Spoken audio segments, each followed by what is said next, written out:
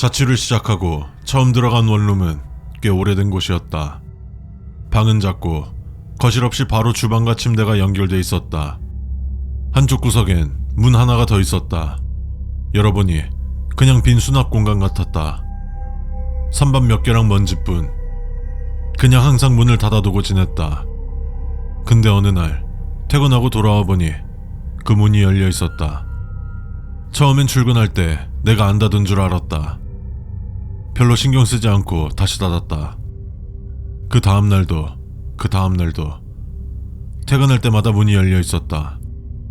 결국 테이프로 문을 단단히 고정해뒀다. 그런데 다음날 퇴근하고 들어오니까 테이프는 그대로였는데 안쪽 선반 위에 먼지가 지워져 있었다. 마치 누군가 손자국을 남긴 것처럼.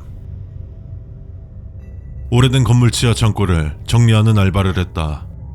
관리자가 말하길 창고에 쌓인 물건은 전부 처리해야 한다고 했다. 큰 박스부터 작은 가구까지 하루 종일 먼지 속에서 나르고 버리고 몇 시간이 지나 창고가 거의 비었다. 남은 건 벽 구석에 박혀있는 작은 사물함 하나뿐이었다. 관리자에게 무전으로 물었다. 여기 작은 사물함 있는데요. 이건 어떻게 해요?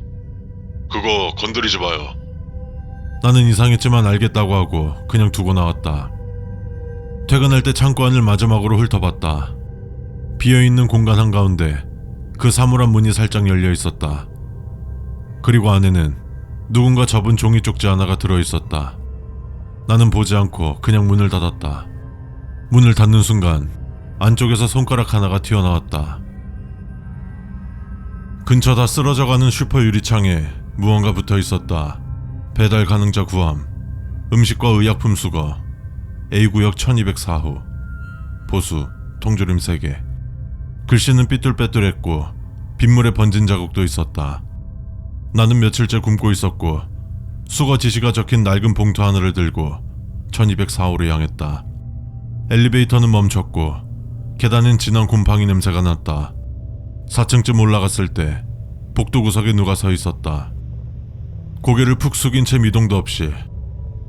나는 아무 말도 안 하고 그냥 지나쳤다. 12층 문 앞엔 손글씨로 적힌 쪽지가 있었다. 녹화하지 마세요. 물건만 두고 가세요. 4층에 다시 도착했을 때 그 사람은 아직도 같은 자세로 있었다. 그리고 지나치려던 순간 그 사람이 작게 말했다. 여긴 아직 괜찮네. 요즘 사람 구하기가 정말 어렵거든요. 아파트에 이사 온 지 한 달쯤 됐을 때부터 매주 분리수거를 내가 나가게 됐다. 새벽 2시쯤 사람이 거의 없을 시간에 비닐이랑 종이 같은 걸 모아서 내려갔다. 처음엔 몰랐는데 눈에 띄는 박스 하나가 있었다. 아기 분유 박스. 겉면이 좀 찢어졌고 투명 테이프로 대충 붙인 자국이 있었다. 근데 그 박스 이상하게 매주 같은 자리 그대로 있었다. 난 처음엔 실수로 수거 안 한 줄 알았다. 다음 주, 그 다음 주도 계속 같은 박스가 같은 자리에서 보였다. 나는 그날 그 박스를 열어봤다. 안엔 작은 인형 하나랑 잘 개어진 아기 옷 몇 벌, 그리고 종이 쪽지 하나가 들어있었다. 이건 아직 살아있어요. 그날 밤 그 후로 나는 분리수거를 다시 부모님께 맡겼다. 집 근처에 작고 낡은 코인 노래방이 있다. 에어컨도 안 나오고 소리도 한쪽만 들리지만 가끔 혼자 조용히 노래를 부르고 싶을 땐 거길 간다. 나는 항상 1번 방이나 2번 방만 썼는데 그날은 3번 방만 비어있어서 처음으로 거길 들어갔다. 벽에 형광펜으로 적힌 글씨가 보였다. 3번 방은 노래가 너무 좋아요. 나는 별 생각 없이 평소 부르던 곡을 불렀다. 근데 마이크가 묘하게 깨끗하고 반주가 이상하게 선명했다. 그리고 화면에 가사가 뜨는데 가사가 원래랑 조금씩 달랐다. 예를 들어 같이 걷던 그 길이 돌아오지 않는 길로 되어 있었다. 나는 두 번째 곡을 부르다 말고 그냥 노래방을 나왔다. 나오는 길에 직원한테 물었다. 3번 방 기계 교체했나요? 직원이 고개를 갸웃하며 말했다. 3번 방은 지금 고장 중인데요. 전기 안 들어와요. 교복 입은 학생 한 명이 들어왔다. 가방을 앞으로 메고 있었고 머리는 단정했고 표정은 그냥 멍한 느낌이었다. 카운터에 에너지 드링크 하나 들고 왔고 말없이 계산했다. 그날 이후로 매주 수요일 그 학생은 같은 물건을 샀다. 근데 어느 날 손이 닿았는데 이상한 걸 느꼈다. 손등 피부가 너무 건조하고 주름이 깊고 손가락에 굳은 살이 있었다. 난 순간 이질감을 느꼈지만 그냥 넘어갔다. 며칠 후 사장님이 CCTV를 돌려보던 중 내가 그 얘기를 꺼냈다. 사장님, 어떤 학생이 요즘 매주 오거든요? 근데 좀 이상해요. 학생 같지도 않아 보이던데. 사장님은 아무런 말 없이 CCTV 영상을 보여주셨고 그 장면에서 일시정지했다. 거기엔 아무도 없었다. 아니, 편의점 문이 열리고 에너지 드링크가 계산대로 올라오고 결제기 화면도 움직이는데 그 누구도 없었다. 며칠 전 폰을 잃어버렸다. 지갑이랑 같이 잃어버려 그냥 며칠을 아무것도 없이 버텼다. 근데 어제 동네 편의점 앞 벤치 위에 내 핸드폰이 놓여 있었다. 액정에 금이 간 것도 뒷면에 스티커 붙인 것도 내가 쓰던 그대로였다. 바로 집에 들고 가 충전부터 했다. 전원이 켜지자 잠금 화면엔 사진 한 장이 떠 있었다.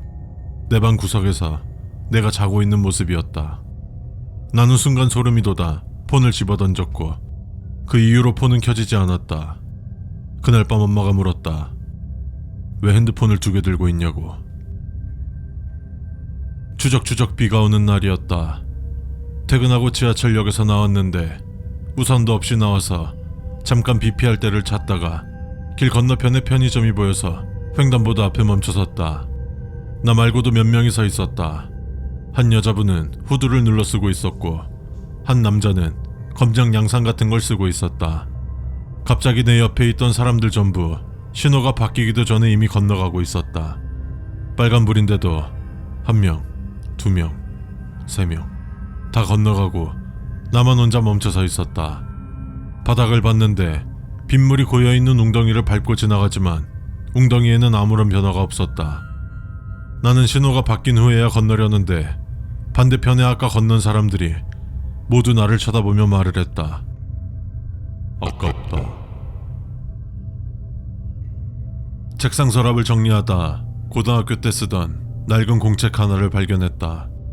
표지엔 볼펜으로 이름이 적혀 있었고 페이지마다 내가 쓴 글씨들이 가득했다. 근데 한 중간쯤 글씨가 좀 달랐다. 분명히 내 글씨처럼 보이는데 색이 미묘하게 다르고 어쩌도 내가 평소 쓰던 느낌이 아니었다. 예를 들면 나는 뭐뭐함 같은 말투를 잘 안 쓰는데 그 부분은 그런 식이었다. 그리고 날짜가 좀 이상했다. 공책 앞부분은 고2 1학기였는데 중간부터 내가 졸업한 이후 날짜가 쓰여 있었다. 그럴 리 없었다. 그 해는 공책을 쓸 일도 없었고 게다가 그 날짜에 나는 군대에 있었다. 공책 맨 뒷장을 넘겼다. 거기엔 낙서처럼 짧게 한 문장이 적혀 있었다. 나도 너가 남긴 글씨에 놀랐어. 가족들이 다 외출했고 나는 집에서 혼자 쉬고 있었다. 조용한 오후였고 내 방에서 이어폰을 끼고 영상을 보고 있었다.